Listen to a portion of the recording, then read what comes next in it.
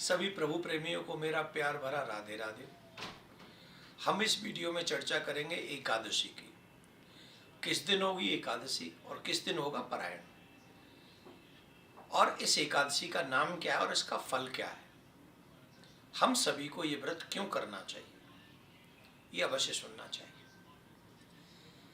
धर्मराज ने पूछा, हे प्रभु, चैत्र मास की कृष्ण पक्ष की एकादशी का क्या नाम है, क्या व्रत है, क्या फल है उसका, कृपा करके बताइए। भगवान श्री कृष्ण ने कहा, धर्मराज, जो तुमने हमसे पूछा है यही प्रश्न नारद जी ने ब्रह्मा जी से पूछा था, और ब्रह्मा जी ने बड़ा सुंदर इसका महत्व बताया था। इस एकादशी का नाम है पाप मोचनी एकादशी, और जो भी मनुष्य इस पाप मोचनी एकादशी का व्रत करता है, जैसे गुस्से में कई बार हम लोग किसी का बुरा कर देते हैं, या कोई अपराध हम लोगों से ऐसे बन जाते हैं, जैसे छल कपट से हमने किसी का व्रत तोड़ दिया या कुछ भी, या अनंत अनंत जन्मों के जो बड़े बड़े पाप हैं वो पाप मोचनी एकादशी का व्रत करने से समाप्त हो जाते हैं। ऐसी ही एक कथा बड़ी सुंदर आती है।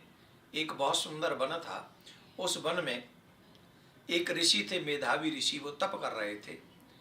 इंद्र की प्रेरणा से एक अप्सरा उनका ध्यान भंग करने के लिए पहुंच गई, और उस अप्सरा ने उन ऋषि का मेधावी ऋषि का ध्यान भंग भी कर दिया।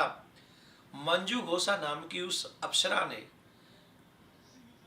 बहुत वर्षों से तप कर रहे मुनि का जब ध्यान भंग किया तो मेधावी ऋषि को बहुत बुरा लगा और कहा कि एक स्त्री के आकर्षण ने मुझे पाताल में गर्त में डाल दिया।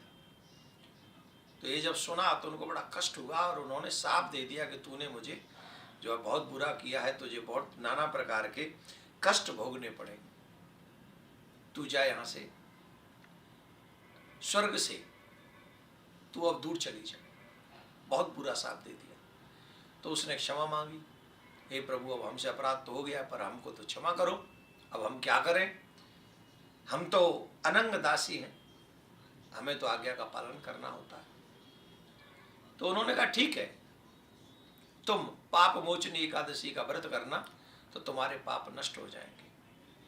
तो उस मंजू घोषा ने पाप मोचनी एकादशी का व्रत किया, और वो अपने किए हुए कृत्य से, क्योंकि छल करके ही मुनि का व्रत नष्ट किया था ना, तो कितना बड़ा पाप है, तो उस पाप से निवृत्त हो गई पाप मोचनी एकादशी व्रत करके।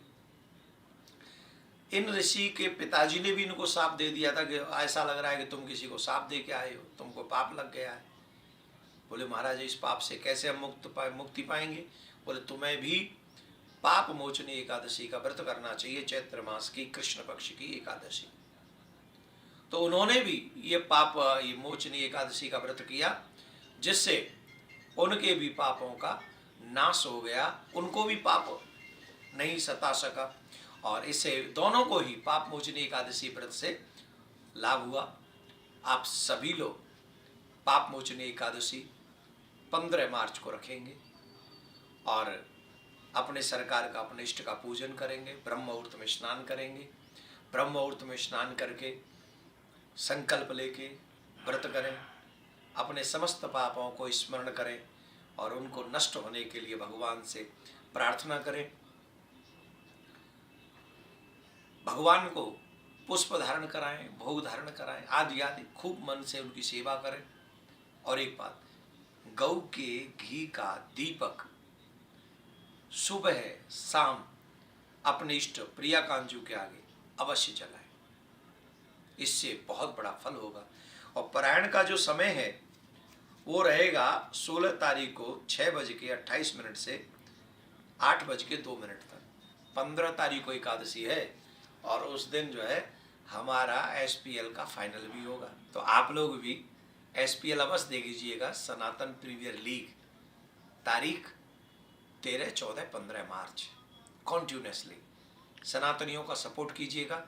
वो सनातनी हम सब के बच्चे हैं, ऐसा भाव मन में रखिएगा। प्रिया कांजू आपकी मनोरथ पूर्ण करे, मनोकामना पूर्ण करे। जो आपकी इच्छा है इस बार सभी पापों का नाश करते हुए पाप मोचन एकादशी आपके उन मनोरथों को पूर्ण करे। ऐसी मैं प्रिया कांजू से आपके लिए और आपके बच्चों के लिए प्रार्थना करता हूँ। आपके बच्चों के एग्जाम भी अच्छे जाएं। राधे श्याम।